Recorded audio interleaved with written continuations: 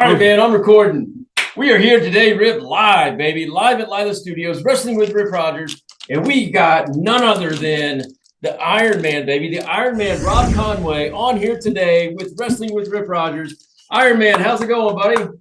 I'm doing great, man. Glad to be on here with you guys. It don't get any better than this. The Ironman used to be Rene Dupre's partner, La Resistance, tag team champions. Been all over the world, top-notch bodybuilder. Looks like I'm so jealous. He looks like he's about 25. And you just threw my cupcakes down there.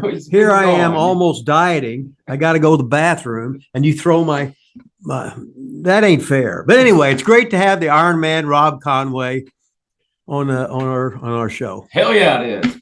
So I got to tell you, man, I don't know if you watch the show. I'm sure you watch it every week, but we don't do a lot of prep. We don't do a lot of pre-planned bullshit on this show. We're going to go with this thing on the fly. So bear with us. If you got anything to say, just speak up and say it. We'll be good to go. If you got anything to plug, Rob, you just plug it. Yeah. Okay, man. I appreciate it. If there's any girls you want to say hi to or any attractive young man, just feel free to speak your mind. We're equal opportunity over here. And don't look too good because I'm 68 and I'm the man with the swag around here. So the women and some of the younger fellows that I'm sort of attracted to, please stay away from mine. I'm build a fence around them. Thank you very much. What do you got in the background there, man? Are you allowed to tell us that? Just a poster that I use for it's like a banner I use at conventions and things like that. Oh, okay. All right. Yeah. Awesome, man. Hey, so let's get started with this. Again, we don't have a script, but I do like to do I'd like to get into at least the journey a little bit, and then we can start talking OVW and RIP and all that kind of stuff. But I do kind of like the journey of kind of getting there. Was OVW your first training facility? Was that your first training school? Yeah, that was the first time I'd gone to an event that wasn't the WWF or WCW or the USWA. I went and watched it a few times whenever I saw there was a training school there before that I signed up. Oh, you went? Did you watch some of the shows there or practice? I went to the Sunday shows a couple times, and I knew Nick Dinsmore he was a high school athlete locally, and I knew him from the gym. And so I basically went and watched a few times, and I looked his number up in the phone book. Oh, that's awesome. And called him. And back then, the way I was like, hey, this is Rob Conway. You know who I am. And I asked him about wrestling, and he kind of kayfabed me. And he was just like, you need to talk to Danny. You need to talk to Danny. But I know he knew who I was because his strength coach at Providence helped me get ready for some bodybuilding contests. So I'd seen him when he was in high school.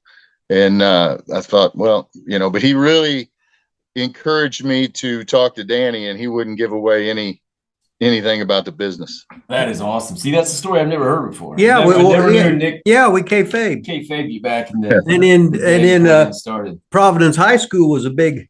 They looked up to New Albany, and they were always the underdog. So that was great. That's awesome. Yeah, the thing about starting out there at OVW with Nick is I went to the shows first. Uh-huh. And it was nothing like I had thought it was going to be. I mean, I only watched good or TV. bad? Well, it was just different. After I saw the guys, I thought I'm going to be on television in a couple months. I'll be wrestling The Rock and Stone Cold. And then once I joined, it was way harder than I thought it was going to be. But I'd already told everybody I was going to be a wrestler. So, I mean, I couldn't quit. Yeah. So, but the thing about OVW, you talk about kayfabe, is that I joined the class and was going to the school and was not allowed to be in the back. I still had to pay to go to the shows. I wasn't allowed to be in the back until my very first match. That's awesome. And it was against Rip Rogers. And, Danny said I was wrestling Rip in a tag match, and I said, how am I going to know what to do when I get out there? Because they didn't tell us that. We just went over moves, and he goes, oh, well, when you get out there, Rip will just tell you. And I was like, oh, okay, that's how it worked. And then Rip came to me, now that we all break kayfabe, but he came to me, and he goes, can you do a gorilla press? And I looked up in the air thinking about it. And he said, oh, no. What about the rack? I said, oh, I can do that. He goes, we'll do the rack instead. That is awesome. And that was the only thing we talked about was the very first move I made in a wrestling ring. Nick tagged me. I grabbed Rip's arm.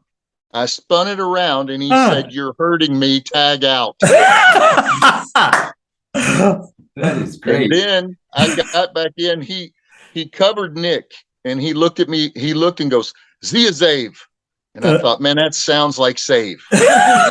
So I came in and I kicked him in the back. Oh my God. And he was expecting me to grab his foot and pull him off because I was a good guy and he had positioned himself so his back was to me and his feet. And I kicked him in the back and the referee was putting me out and he got up and said, you should be arrested for attempted murder. So those are my first two moves. Oh God. That is so man. funny. That is so funny. That is great. So you were in practice. So you'd been going to class, but you still weren't allowed in the back. But then you had the match. So then were you accepted into the back after? I mean, surely then, right? Yeah. I mean, fortunate for me, when I started, a lot of guys had just left OVW to start their own promotion. So whenever I came in to train at the beginning, Danny gathered all the guys around in practice and said, hey, this is Rob. I want you all to make him feel welcome. And that was their clue they pretty much accepted me from the get-go. And I was physically more dominant than most of everybody there. Like I was bigger and stronger than everybody. So if they were going to mess with me, it wasn't going to be physically. They were going to try to make me pay my dues by, kind of a lot of times stuff like they would shine Nick and then get the heat on me. And then he'd make the comeback and I would be over there going, wait a minute, I'm the one taking the heat. I want to get, but it was the more upset I got about it, the more they wanted to do it. So it took a while for me to figure out to just fit in and everything will work out. So when you say they would that have been like Flash and Trash and those guys, or who was there right in the? Yeah, it was. So I wrestled Rip. Probably Rip and Jason Lee, Rip and Dave the Rave. I mean, my first 20, 30 matches had Rip involved. I started out in the main event. Yeah, and pretty much, but it wasn't because I was good. It was because I looked the part and they had a good storyline for me. And basically for months, I would be in there with Rip. And basically I stood in the middle of the ring. We used to do something we called threaten. You just stand there like you're ready. And then the heel he just worked around me. So it was like the attention was on him and he was getting people to cheer me and boo him. And all I had to do was stand there and not screw it up. Besides those two things that Rip said to you, I mean, what were your impressions? What were your initial impressions on Rip? Like, did you know him at all? Anybody smart you up with Rip or? That first night before the show, I'd watched him on television and I met him at a bodybuilding contest my first contest, I was 18 years old in Columbus, Indiana. And, but I mean, he didn't remember me from that. But so right before the match, a lady knocked on the door to the locker room and I answered the door and she was like, is Mark in there? And I was like, no. And Danny was like, she's talking, and she said, Rip Rogers. And I was like, oh, so Rip's wife knocked on the door. I didn't know who she was. And I was like, oh. So that's like the first time I really talked to him was to tell him his wife was at the door. And and then later he told me to put him in the rack. So it was kind of trial by fire, because Rip looks really scary. I mean, we were probably the same size at the time, but he was an older veteran that had been around and he looked when you watched him, you thought, man, this guy's just vicious. But what I found out was he could just work. And that's the key to it, is look like you're killing people. But believe me, I was always hitting him harder than he was hitting me. So what did you think going to OVW at that time and working all these young new guys? I mean, I guess when I was going in or in college at that time, me and Nick were actually in a class together, and I saw Nick wrestle Rip. I think it was his first. He still had the singlet on and the headgear on, and all that That's kind of before stuff. I even started watching him. And I was going because I was in college at IU Southeast, so I would go and watch the show like Wednesday night or whatever. Of course, I've known Rip since I was born, but I never really thought about it until now. What was it like for you going back in? Like, how old were you? 30s, late, early 40s? What were you? What year was this, Rob? I started in 97. Okay, so I was 43 years old. Yeah. And then going and working all these guys. What was that like? And I was like 24. Right. So he's just going to be reaching his peak, and I'm fucking trying to hold on to any kind of glory, or if I can walk without limping or whatever. But I got a chance to really help these guys, and attitude's everything. Because Rob already had the body, and you knew he was an athlete, so he could get this shit. He's got discipline. A lot of those guys was just, they could wrestle, but they just look like carny hillbillies or whatever. If you don't look good, if you look good, you're going to get any job over somebody else that comes in there, because they know you got discipline. They know you will do what you're told. You're respected because you got enough balls to go on a diet and train. So when you come in there, I said, this guy's already got the body. Now the easy part's going to learn how to work, because some guys can learn how to work in a couple of years, but then they still look like shit. You already did the hard part, and you were known around there. I appreciate that. It was learning the moves wasn't that hard. What you said, learning to work. Yes. Like I remember going up to the top rope. Danny said, go to the top rope. I did. Nick slammed me off the top. He said, it looked great. You want to do it again? I said, nope, I'm good. Yeah. If I've got it, I don't want to do it more than I have to. But what I was always trying to find out is, when do I go to the top? Why do I go up to the top? When do I get the most reaction from doing this? Because even though you get a little bit numb to it, it still all hurts. So I don't want to go doing it for no reason. Yeah, I jumped off the top one time with a knee drop where I took my knee pad down. I had half a golf ball in my knee for I don't know how long. And I said, oh, I learned that in one time. I will never, ever in my life do that again. I got the dumbass award. So the only way you learn is by messing up. Failing, yes. You learn through failure. When you do things right, you don't even learn. You just do them right. Mm-hmm. But it's when you mess things up and then you go, okay, I'm going to screw up every match, but I ain't going to screw that up again. So if you keep making the same mistake over and over, you're not going to get it. But the idea is understanding that you're going to make mistakes. And I wouldn't say encourage people to make mistakes, but you can't be so scared to make mistakes that you can't. You got to swing for the fence. And sometimes you're going to strike out, but if you want to make it, you have to try to go above and beyond and do things you're not comfortable doing until you figure out, okay, I'm not dropping the knee off the top anymore. Yeah. But if I'd have done a shooting star press and it would have been great, maybe I would be like, okay, well, I'll add that in. But I have a hard time I don't have a hard time jumping off the top. I have a hard time getting to the top.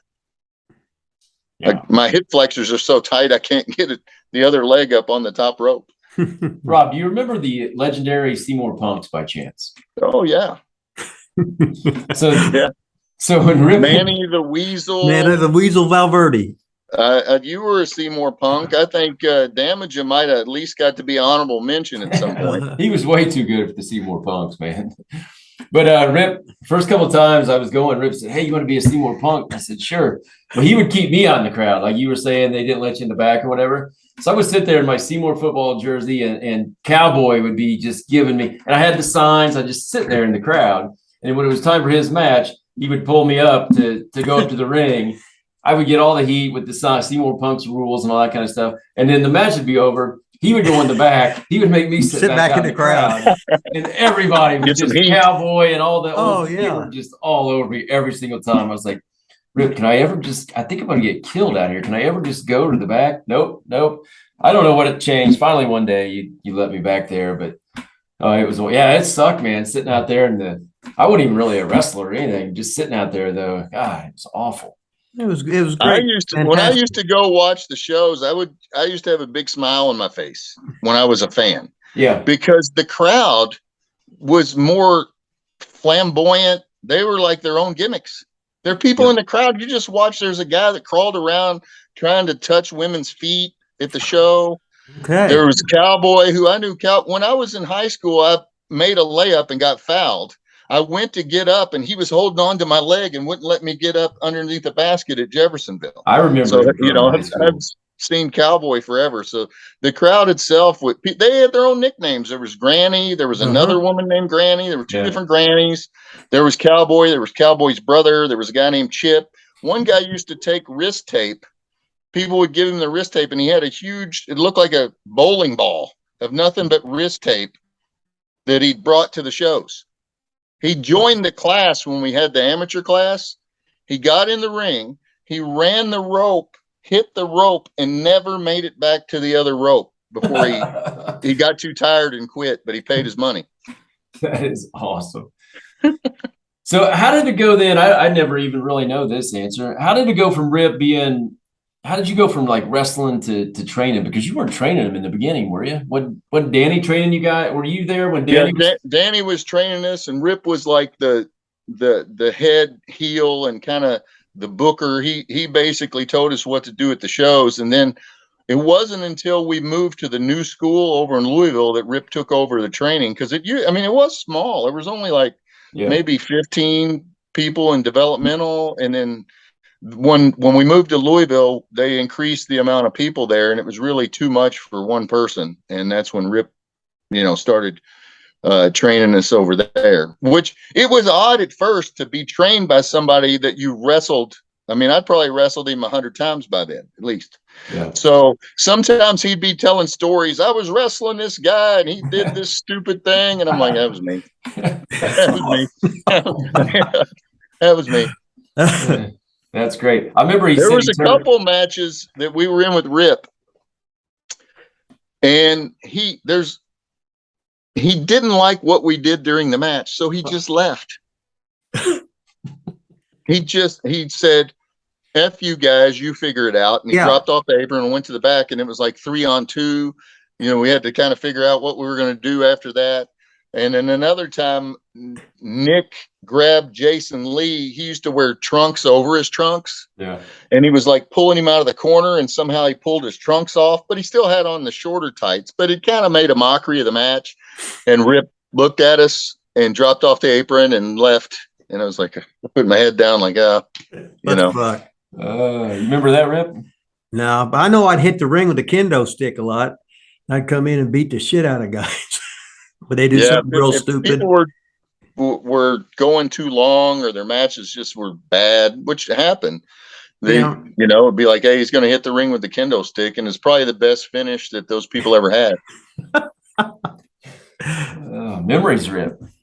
I forget about all that shit, I just remember they always said you were from Pittsburgh, Pennsylvania. Pittsburgh, PA. Well, what it was is, so we're almost all of us are from New Albany, Clarksville, Louisville, or Seymour. Yeah. So Danny gave me the nickname, the Ironman. Oh, he did? I was going to ask you that. Yeah, he just started calling me that. And Dean Hill was like, where are you from? I said, I'm from New Albany. So he was like, well, if we can't have everybody from the same place, especially, so he was like, he came up with the Iron Man from the Steel City of Pittsburgh, Pennsylvania. If not, then what would happen is we'd go to Nashville and wrestle, and they'd say from Louisville, Kentucky, and his opponent from Louisville, Kentucky. Yeah. And they'd be like, oh, they probably drove together. Yeah. That's why we all had like made up places that we were from. And I was from the Steel City. Now, my Wikipedia that I have no control over still says I'm from Pittsburgh because, does it really? Because the internet's always right. Yeah. Well, it was like the first thing I asked Dr. Tom about today was I took off Wikipedia and it was wrong. Like the very first thing or whatever. I remember one time on Wikipedia, it said Rip Rogers trained it was like John Cena, Randy Orton, and Dre Blitz. Yeah, Dre Blitz. That's a good rib. Cena, Orton, and Dre Blitz. Dre Blitz has arrived, ladies and gentlemen. What those other guys ever do? I know what Dre Blitz has done with his career. He got bigger. I remember one time Rip said he made Juan Hurtado go heel, I think, because he said he hit too hard. So he switched him so he didn't have to wrestle him anymore. I would hear Rip complaining during our matches with him and Juan on how hard Juan would tag out. Oh my God, he could have broke your fingers. Juan's first match, they wanted him, I believe, to wrestle Vic the Bruiser. Because I was friends with Juan before I got into wrestling. Like, I knew him from the gym. Okay. And Danny told him he wanted him to go 5 minutes, and Juan said, I can beat him in 2 minutes. Oh my God. Because he was not smartened up at all. Oh my God. And he went out and separated Vic's shoulder in this first match and beat him in Wow. like 2 minutes. That's wild. Whatever happened to Juan, you know? He, like most everybody, got a professional job and got married and had a couple kids. And I think he moved to Washington State now. Awesome. Let's get into when developmental came. So I don't remember how long that had been in OVW at the old building on Mechanic Street, but eventually WWE started moving in. You weren't under contract in the very beginning, right? Weren't they? They started in '99 with the developmental, and they sent us, I believe, like Rico was one of the first ones that they sent. And then like Russ McCullough and a few guys. And then Nick and Flash were the first two of the guys who weren't brought in from the WWE to get signed. And when they signed them, Danny had told me that me and Damaja would be like a year away. Like they were pushing for us. So I wrestled, for free for my first year. I know I had 167 matches. So like about 500 matches until I got a contract in 2000. So about a year after Nick and Flash. At what time or what year did you start there? I started in '97. So a few years after. I mean, you thought it was going to be a few months, but a few years. Well, I got to start within a year. I was booked to do like dark matches for WWF. Were you? That's awesome. But I never. It took a while before. Like you go to do a dark match and you end up being an orderly that's getting beat up. Yeah. You end up being a security guard. I was loaded a truck and got thrown into a semi. So all these things before finally had my first match on there wasn't a dark match. I wrestled D'Lo Brown on television. Oh, wasn't it? I remember you guys were like I had a contract. Conquistadors at one time too, weren't you, or something? Me and Nick we were under contract and they didn't want us to debut yet. So we were Conquistadors so we could still work. And we worked Billy Kidman and Rey Mysterio. I think they were the tag champs. And I remember William Regal was the agent at the time for that match. And he came to me and Nick and he said, now guys, this match isn't really for you all. We were like, well, we kind of figured that when we were Conquistadors, but we were, we were just like, hey, we know what we're here to do. You got us under mask, make them look like $1 million like they always do. And don't hurt anybody and further their storyline. So after Danny said it, or I think it was Danny said it's going to be about a year. It takes to getting signed. Like who actually talked to you about it? Was it Danny? How'd you find out that day? And, what'd you think when it finally happened? So I showed up to the building, the old school, parked in the back. And whenever I parked in the back, the first person that I saw come through the door who barely fit the door was Batista. And so I think all the guys already knew, like they were. So when I got there, first thing he did was say congratulations and kind of give me a hug. And I was like, I had no idea what he was talking about. I thought, like what? Then I walked in, they told me that they wanted me to go into the office and talk to Danny.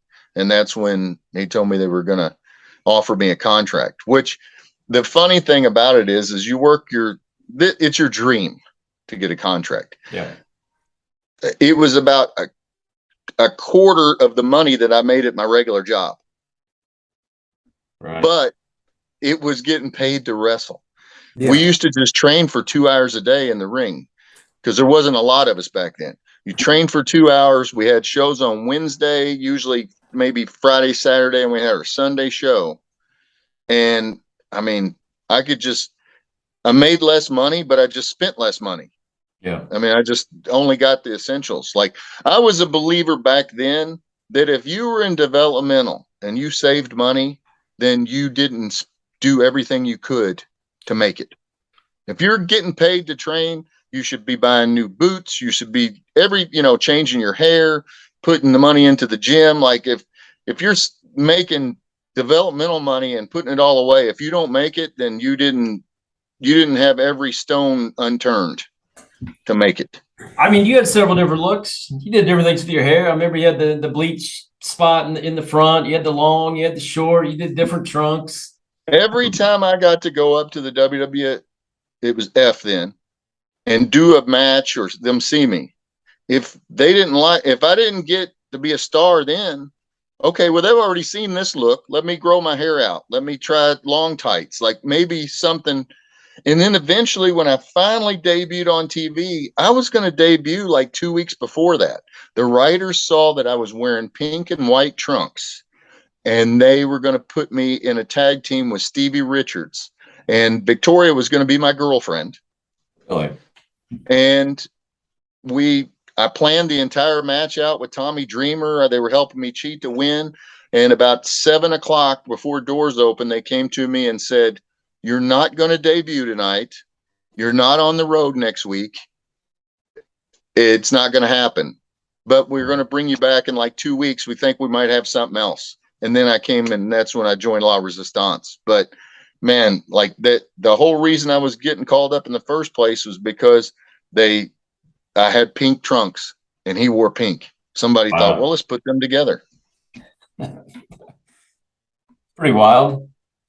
I mean, Yeah, you hear stories like that all the time where they just shit can ideas out of nowhere and switch things last second. And so you lived right through it. So whose idea was La Resistance then? Do you know, or well, La Resistance, you had to cut your hair then. They were already together.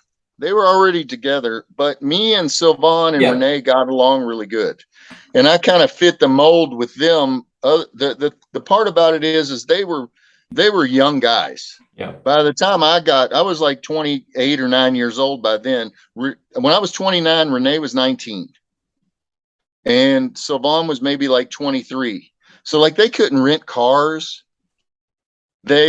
And then when they put they had all the heat in the world and they had all the talent in the world, but we got along well. And I think they brought me in to help like be a little bit more of a veteran, so to be able to talk with the other guys on the matches and be respectful, because they didn't know that, hey, we want to do this, this, and this. And when really those veteran guys want to hear, what do you want to do, sir?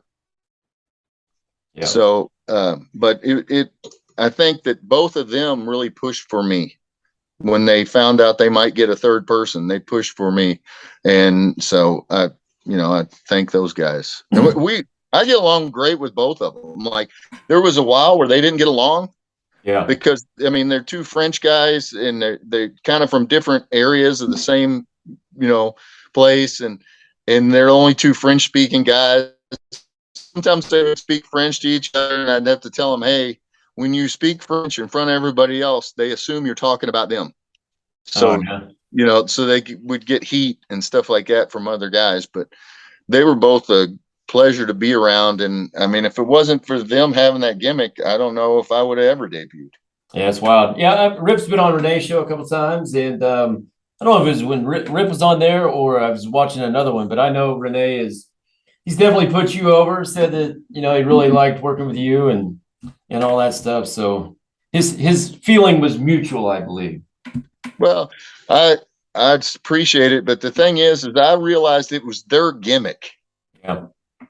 And I was kind of, a part of it, but it wasn't like I was the star of the show. So you had to understand that without the two French guys, there's no French sympathizer without the French. So right. You were like in the crowd that day when you debuted. Weren't you in the crowd in like a army outfit or something? Yeah, well, I was in They told me during the week to buy a military outfit and bring it.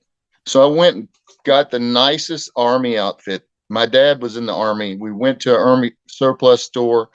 I made myself like a lieutenant. I didn't want to make myself a colonel. I was 29 years old. So I was like a sergeant or lieutenant. Yeah. And I got there and I showed them the outfit and they said, that is perfect. But the Army is one of our sponsors. So we can't use the Army. So one of the ladies there who was a seamstress, her husband was retired from the Air Force and we were like in the town where she lived. So she brought his Air Force uniform and they modified it to fit me. And then for me to debut, they gave me front row tickets and there was a girl who was an extra. We went through the front door, handed them our ticket. I was there with my flip cell phone in my pocket in case they decided that it wasn't going to debut. So I was like sitting out there, we were eating popcorn and I watched the dark matches and Sunday Night Heat. People were thanking me for my service. That is wild. Yeah, I was just hoping that someone wouldn't. I was just on television like 2 weeks before that wrestling Hurricane when I had long blonde hair and the pink, but they cut off all my hair that day. When I went to debut, Johnny took me into this lady Jan and said, I want you to cut off all his hair. And I was like, what? Like, had long blonde hair. So earlier that day, I was at catering with Robbie Roode and Showtime Eric Young. And it's the first time I met them. They went and cut my hair. I came back and sat down. They introduced themselves to me again because I look like a different person. That is wild. Did you get in the ring when you debuted? Did you get in? Did you beat somebody up? Was it who was that against? The La Resistance came out to cut a promo. They noticed me in the front row. They started kind of berating me, being a military guy, kind of egging me on, trying to get me to, I think Renee pushed me, which maybe gave away that it wasn't real, because he wouldn't push, but people bought into it. The Dudleys came out, ran them off.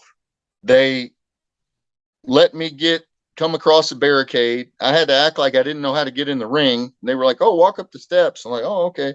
And they basically saluted me and handed me the American flag and they turned their back and I knocked them both out and ripped the flag off and put it on top of them. La Resistance came back out and we beat them up and left them laying and I was waving the French flag. Yeah, it's awesome. Don't get no better than that, as Rip says. I couldn't really ask for more from where I came from. That's for sure. You ranked that right up there with the matches that you had with Von Lilas at the Ramada Inn during the OVW days. I would say it wasn't up there with Von Lilas. I think when he got choke slammed and his head went through the ceiling. It was Matt Morgan. Ramada. Yeah. It was Matt Morgan's debut. It was my first match, I think, besides maybe a Battle Royal or something. It was a six. You were in that 6-man. Yeah. And it was me, I think, Damaja, and I think Tomko, maybe. Travis. Tyson. And your head went right through the ceiling tile. Against you. And who was the other one? Who was your other partner? Jindrak? A lot of times there, I would end up teaming with Morrison. Yeah, it wasn't Morrison. It was you, Matt Morgan, and I want to say Jindrak, but I could be wrong on that. And yeah, we did the choke slam finish. I'd never done it. Hell, I'd never really been in the ring. I remember we were in the back and you guys were like, all right, so what can you do? And I said, well, today was my first practice, man. I don't, not a whole lot. And you're like, well, what are you doing in this match? It's like, well, it's a great question. Rip put me in here. Yeah, so. What the hell, right? Figure it out. We'll do the best we can. So you got to understand when you train under Rip, almost everybody at some point, they start kind of thinking they are Rip. Yeah. Like he's been doing it for 20 years at the time. Somebody's been doing it for 6 months, but somebody else new comes in. It's been doing it for 1 day. And the 6-month guy starts using all of Rip's, sayings and stuff. And then the new guy thinks this guy's a genius when really he's just saying he's repeating all the same stuff guys have been wrestling for 6 months and they'll see someone planning something out and they'll be like, "Oh, you doing that pre-planned phony stuff?" Yeah. Like it's like they've been calling matches for years, but really they're just repeating the stuff that he says. Yeah, that's a great point, man. Hey, we only got a couple minutes left. You got anything you're doing nowadays? Anything you want to plug or put out there? I'm going to be teaming up with Sylvan at the Dorton Arena in Raleigh, North Carolina, December 10th, and it seats about 10,000. So we need people to come out. There's a lot of people on the show. Carlito's on it, and Brian Cage is. So it should be a pretty good event. But I know that they're trying to bring back a big time atmosphere. They got the barricades and the lighting and the Titantron type of stuff. So December 10th will be a big night for La Resistance to get together again here in the United States. Wow, that's awesome, man. Rip, you got anything to add here to close it out? I'm just sitting there listening and reminiscing. Most of this stuff I forgot about or didn't know about. Now I'm just sitting there. The Rip stuff, I mean, I know you don't have a lot of time, but one of my favorite stories is that we had a tag match. These guys had always wrestled under masks. They'd never won a match. They put them together, took the masks off, and they gave them a manager, the DI. So they were like military guys, and they were still losing to me and Nick. And they told us, "Hey, you guys are going to win." We used to do the rocket launcher. And so the guys had been beat a million times, but now they don't have masks. They're new. Neither one of them wanted to lose. So I said, why don't you do it? And neither one of them would do it. And I said, well, how about if we just pin both of you? And they were like, oh yeah, we'll do that. We'll double lose. Okay. Because that way not one of them looks worse than the other. So I power slammed one of them. The other one charged in. I power slammed him on top of him. I shot Nick off. He pinned them both. Went good. Nobody said anything. Come back the next week. And All right, I'm going to put all this together, but the suspense is killing me, man. We just get off like we always do here at Live the Studios. Why, Rip? Because we don't plan anything. We don't prep for anything. We don't do any research. We get cut off right in the biggest story on the show today. Masked men get pinned at the same time. You go back to the back, baby. And what happened? The next week we come there and they say, Danny and Rip want to talk to you all right now. And so we walk in, they're not happy. Boy. And Rip says, who told you to pin both of those guys? And I was like, nobody. And they're like, then why did you do it? I said, because of course, I'm doing all the talking. Nick's just standing there because he's smarter than me. Yeah.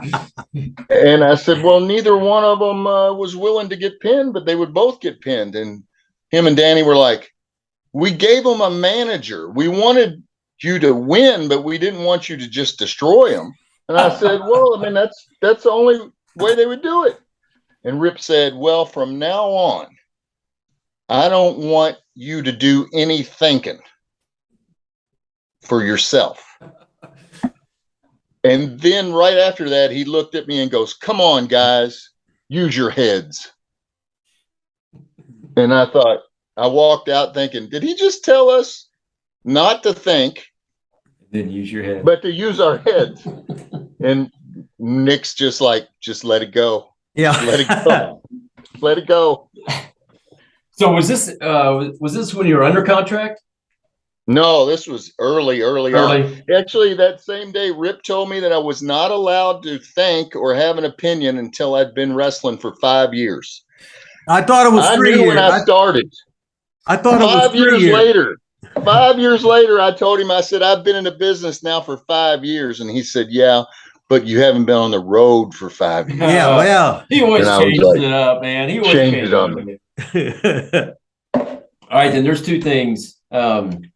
Two more things we got to talk about. One, while you were just talking about Nick, you gotta break down a little bit. I mean, you and Nick, you guys were there forever, tagged together against each other. You've had such a long run. You've already said you've known him since freaking high school, basically. It's, what is this, 20 years, 30 years later?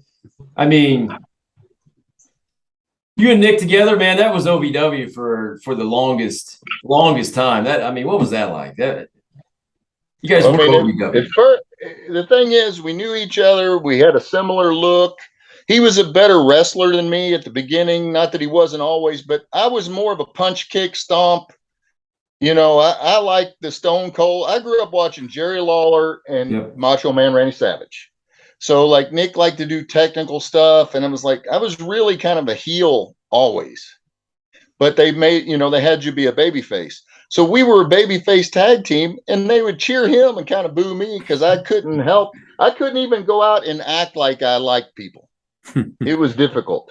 Yeah, I'm with you there. And so we teamed up, and it went well. I remember, but when I actually went to Danny, because I was just like, man, I don't know if I like this. I've been doing it for a couple years, and I told him, I said, I think I might, quit wrestling. And Danny said, what if we were to turn you heel? And I went, Back in. And it was the slowest heel turn in the history of OVW. It was like a 9-month heel turn. So he could still get babyface out of me. But when I finally turned heel, it was against Nick. His mom was in the storyline. One time I cut a promo on him because, we used to go out to eat with his dad after the shows. He was real proud of him. And I cut a promo on him, and his dad got up and got a chair and got on the ring apron and tried to hit me with a chair at the show. Oh, wow. So he wasn't smartened up. He just thought I'd just turned on his son. And that's awesome. So you did. I don't really remember the turn. I feel like I should remember that. Yeah, well, he started getting to do stuff with WCW. Mm-hmm. So they really played it up to where like he showed up late for a match and made the save because his plane was late. So then I showed up late for a match and said, I came in and got us disqualified by hitting people. I saved him when he didn't need saving. Yeah. And I started we wore the same trunks, but I would start wearing the different colored trunks. I started wearing sunglasses. They would introduce me first and I would be posing, and then they would introduce him and I wouldn't get out of the way. I would be still in the camera. And then our finish, we used to do a power slam and then the rocket launcher. Yep. Well, I would power slam him and he would be ready for the tag, and I would look over at him and then I'd go put him in the rack. Like I was getting all the glory because, like they portrayed it that way until finally we started wrestling each other. And I think, wrestled each other like 200 and something times, and we've teamed about 200 and something times. There's a lot of people that haven't had that many matches in their life, let alone just two guys. But the one of the things that, we teamed all that. Then when we got to the WWE, his first match as Eugene on television was against me. Oh, and I remember how nervous he was not nervous because this was his big chance. Yep. And a lot of times people might be a seasoned pro, but when there's a lot of money on the line, they really buckle down and want to do good. It's like, and I was happy that the fans went crazy for him. It went smooth, and I remember that match. Couldn't have been more happy to put somebody over, and because I got there like a year before him. Yeah. He was a great wrestler. Oh, hell yeah. He was, yeah. That is wild though. After all that time, his debut match on TV is against you. And two guys from Southern Indiana, we've wrestled each other all over the country. We've wrestled each other in Europe. We've been to Australia together. Just all over the place. And, whenever we are somewhere, it's like always knowing that somebody's kind of got your back no matter where you are, because it's like, it's neat that we're both from, ultimately we're just a couple guys from little towns in Southern Indiana that got lucky in the fact that OVW was already in our backyard. It was 7 minutes from my house. That's wild. You guys are, really right down there, but then you even throw in like Doug Basham, Danny, Damaja. All you guys are just right there, basically in the same area, and you're all on freaking WWE TV. That's remarkable. What are the chances? Yeah. So the other thing, and really probably the last thing, Dan, you had already mentioned earlier, like you had wrestled Rip so many times. Now he was your trainer. We didn't really get in too much of him actually being your trainer. So is there any stories or anything, just Rip being your trainer, even if, at the new building or whatever, what was that like, having Rip as your trainer? Well, Well, it had its good and it had its bad. Yeah, all right. The bad was that Rip loved to train. So we went from training really hard for 2 hours to training really hard for 5 hours. Oh yeah, I was in that class for a little bit. I remember and if I'd have been doing it the first year, I'd have probably thought it was great. But you're 5-6 years in, and those 5-hour practices, and it's all different skill levels. So what most of the time, whether it be Danny or Rip, when somebody was new or they were green, what he'd say is, Nick, Rob, get in there and show them how to do this. So I've wrestled for Rip. I've wrestled high school basketball coaches, teachers. We had tryout camps where people had no experience, but he would put me and Nick in the ring with them. So obviously it was good, but it was a lot of physical, because he trusted us. One time, Miss Olympia, the lady who was Miss Olympia like 6 times, one of the greatest bodybuilders of all time, had a tryout for a week, and Rip was there, and me and Nick were the only 2 people that were in practice with her. The only ones that he felt comfortable that we would get ourselves hurt before we would hurt somebody else. Yeah. You guys were too good. Well, I wouldn't say that, but we're definitely, one of the things that people always wonder is like, why I think the reason we were always at the top of OVW, even more than like Brock and Randy and Cena, it wasn't because we were better. It's because they never really thought we were going to get called up. So those other guys, if you make them their top guy and they say, hey, we want them tomorrow. So they were blue chip guys. They're on borrowed time. They're going to be in developmental for a short time. We're homegrown guys. So, you could always kind of keep us, because it was a long shot that we were actually going to go to television. I mean, yeah, that makes total sense. I never really thought about it that way. Makes total sense though. I can just tell you from a personal experience, just from being down there, starting out as a fan and then going through and doing some training and shows and all that kind of stuff, man. I've never been, when you guys made it, like you and Nick and Damage and all you guys made on TV. I mean, I just thought it was awesome. All you guys were always good to me.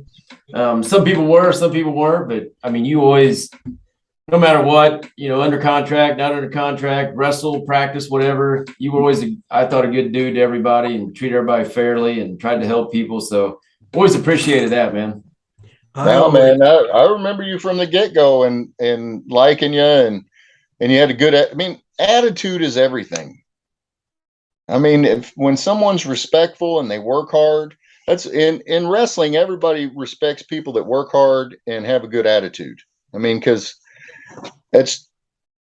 we're in it together. We put our life pretty much in each other's hands, and you have to have that trust that, they're a good person. And they care about your safety. Right. You always say being from Southern Indiana, I think we just had a bond that, we didn't come from somewhere else, and none of us we might have been good athletes, but we weren't blue chip. If we didn't wrestle, we weren't going to be professional in some other sport. Yeah. And what happened was, I catered to you guys. I trusted you. I was making you, and I would show you guys more. I didn't care about the contract guys. Fuck them. No, they're getting their ass fucking kissed. They're going to be brought up anyway, and they can be rotten. Well, I'm going to get you good enough, or hopefully you'll get a shot and you'll blow them away because fucking so much more than the stars. And it's basically a fuck you to them. No, I appreciate it. One thing you would say, though, is all the guys that we had that became like the big stars were the hardest working guys in the class. John Cena was the first guy at practice every day. He was the last one to leave. You know, Brock drove the ring truck, you know, so even though they were under contract, they were hard workers that paid their dues and had good attitudes. And so there's a reason why they had success. And I think OVW played a big part of that, because it would be easy to kind of just get some money, train for a little bit and move up. But people got humbled, because nobody starts out in pro wrestling being really good. Everything you do is learned. It's not like you can hand someone a football and they can find a hole and not get tackled. Like, everything from how you hit the ropes to what arm to take to how to fall and get up, it's learned. So that's the hard work goes a long way. Yep. Awesome, man. Anything else, Ripper? Well, I remember years ago, before I got fucking canned the second time, I was always wanting to do something where they wanted a universal cell, you know, like a flat back, but with the differences in size, I don't want uniform selling. I want to roll, just knock back, not go down, go to a knee, a stagger. This totally different than everybody else, instead of everybody doing the same old 3 clotheslines, bump feet or whatever. Fuck that. You want to make it different. Everybody's an individual. There's a size difference. There's a strength difference. There's a talent difference. Because you're one of the first. I started laughing one time, which I didn't even have to tell you. You was talking about, I'm working with this guy, so I'm going to register him, but I'm not going to sell him when he's got a hold. Like Bruiser Brody, if you got a hold on him, he'd never sell it. He'd just walk around going, walking in a circle, never put it over. He'd never sell the guy with a hold on him. Funnier than shit. No, I mean, I appreciate, I think all of us that come on here and talk to you appreciate what you did for us, because I mean, you could easily steer us in the wrong direction if you were that kind of person. But it's just like, when I was in high school, I hated all my coaches. They made me work. They made me push. They made me do extra shit that I didn't realize he's trying to put me to the next level, and where I got accustomed to hard work and everything and would pass it down. I just thought they were like fucking assholes. Then usually 5 years after you graduate, you figure out he was trying to help you. Yeah, I mean, I came from playing basketball, then college basketball, and then getting into bodybuilding, and nobody was telling you how great you are. I mean, that's if you're up by 10 points at halftime and they tell you how good you're doing, you're going to get beat in the third quarter. Like, yeah. You find you might have done good, but you can always point out the things that you could get better at, and that's like I said, you only learn from the mistakes. And the other thing about Rip is that Rip yelled a lot, but people don't understand. I've been a trainer. Okay. If you make a mistake in a class of 20 and I pull you aside and I tell you what you did wrong, the next person's going to make the same mistake and I have to tell them. So he just points it out. I don't know how many times I was getting ready to go next and someone went in and they screwed something up. And he pointed it out and yelled at him and told him this, and I thought, I was about to do the same thing. I'm glad that guy went first. But everybody else is not going to make that mistake because the guy already was an example. It wasn't personal. It was just a way of teaching that because I remember not liking, man, I don't like getting yelled at. I've been getting yelled at my whole life. So I tried the teacher. I'll teach you how to do this. But it didn't work because you can't do that 20 to every person, pull them aside, because it's like one person does it, you make an example, and then he's not mad at you afterwards. He's just pointing it out to everybody. Dr. Tom said the same thing today. He said, if I'm teaching, I got a line of 10 people. He said, by the time 9 and 10 get in the ring, they better be perfect. Yeah. Because I'm yelling 1 through 8. So 9 and 10 better be They've perfect. got the answers to the test. Yeah. Rob, did I ever tell you on purpose to fuck something up so I can make a point? Not that I know of. Okay. But I used to give guys a fucking Iggy and they'd do, what the hell? And I'd say, come here. And I'd start talking to them about something. I'd say, hey, when you go in there, fuck that up. So I want to make a point. And I'm going to yell and scream, but everybody will remember it. Yeah, I probably just made the mistake without you having to tell me. Well, if we're gonna say that, I might as well ask this question because I do everybody else. Did you ever get the ding, get the fuck out of the ring? Did you ever get that from Rip? No. But what I did get was I was in a match one time with him and Trash did something and Rip got mad and Trash just stopped what he was doing and came over and tagged me and said, tell him I'm sorry. Oh my gosh. That's great. Golly. Wow. He said that for you to tell him he was sorry? Is that what you said? Trash tagged me and said, tell him I'm sorry. Because I remember he just ran into him for some reason. They were supposed to lock up and like Trash came at him with like a tackle and he kind of staggered back and looked at him real mean. And he just stopped and turned around and tagged me and said, tell him I'm sorry. I was wrestling him at Muncie and golly. He said, all of a sudden, I don't know, he took me to the corner or something. He goes, you just stepped on my foot. He just stepped on my foot. Did you just step on? And then he just wham, starts chopping me out everywhere. You stepped on my foot. I was like, God, sorry. I might be losing you soon. My phone's dying. All right, man. We got to go anyway. Thanks for coming on here, man. Appreciate everything. This was awesome. Anything you wanted to plug? He did. I mean, hopefully people come to that show December the 10th, get to see La Resistance again and keep watching your all show because it's going to give people some history of how things used to be and how they could be again. Awesome, man. Thanks a lot for being on here, Rob. I really appreciate it. Yep. Ironman Rob Conway. Thank you, man. Appreciate it. See you, Have a good day, son. Yeah, big gold and a billfold, so swole that I can't get the shit closed. So I money fold and rubber band wrap, and when it pops.